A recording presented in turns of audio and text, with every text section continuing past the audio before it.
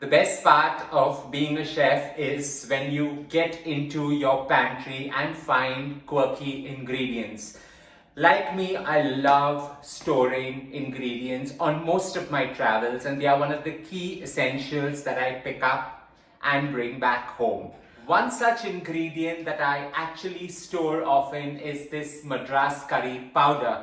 This is truly a gift to mankind, and when you pair it with the right kind of gravies, they form great classics not only for vegetables but also for meats. Let's get to cooking my version of vegetables in a beautiful Madras curry cream sauce, vegan with coconut milk and having all the flavors right in. Let's get to cooking it. While the Madras curry powder has sharp flavors, it's very subtle in terms of its heat, yet when you pair it with the lush flavors of coconut milk, the entire gravy tends to have a very simmering yet subtle appeal to the overall dish. To start off with, we're just going to use some sunflower oil. So I've taken about 2 tablespoons of sunflower oil. You can go ahead and use some coconut oil, but it will be too coconutty in its flavor. In that, I'm going to add about some leeks. So I've taken about 4 leeks, cut them really fine, and they go right in, and I'm going to allow them to sizzle and get all the flavors merging very well. Here goes in some garlic, so about 8 cloves of garlic finely shredded.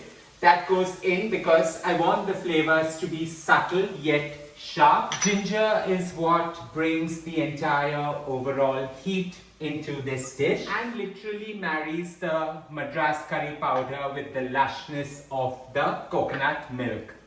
I've taken about 15 to 16 Madras onions because what's a Madras curry sauce without these beautiful babies? So small red shallots, peel them, and they go right in, and I'm just going to allow this to saute, simmer gently so that they absorb the flavors of the ginger, the garlic and the leeks, and at the same time get a lush pink and cook to about 30% done.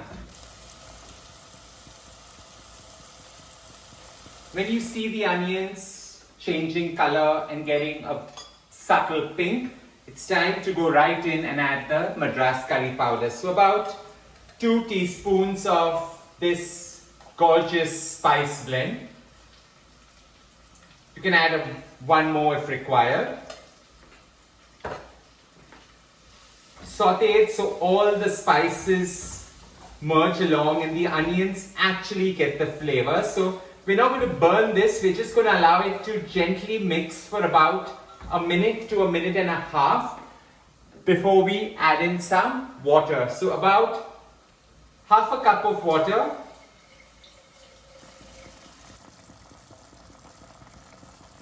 Now while we've allowed the onions to simmer in the beautiful spice blend with some water, and we've allowed it to simmer for about 5 minutes so that the onions absorb the flavor yet give out its own sweet, beautiful texture. In goes about 100 grams of baby corn that I've cut it into 1 centimeter dices. Boiled it in some salted water because I want them to be half done before they cook in this entire gravy. So they go in. With that goes in some zucchini. So I've got green zucchini, another 100 grams of it, cut it into large dices. They go in as well. In goes some yellow squash. 100 grams of this as well, and the beautiful peas. So this is what actually brings about that sweetness in this entire gravy mix. So that goes in. We're just going to allow all this to cook well together, merging itself really well and at the same time absorbing most of the flavor from the entire spice blend. Now it's time to add in some cashew nuts. So I've had them boiled in salted water so that they're just soft and they add to that overall appeal. So about 50 grams of cashew nut is the nut variant and the crunch that comes to this entire dish.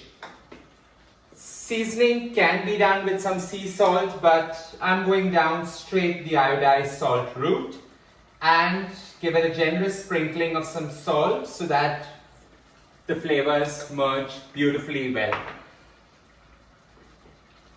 With a generous mix of the two, it's time now to add the coconut milk right into this. So about 600 ml of coconut milk goes right into this, creating the beautiful sauce. And you can actually now see the beautiful colors merging together. Since most of the vegetables cook really fast and the ones that are a little difficult are already pre-cooked, it's now time to bring it to a boil. Simmer it for a good 10 minutes and all it needs is some great garnish.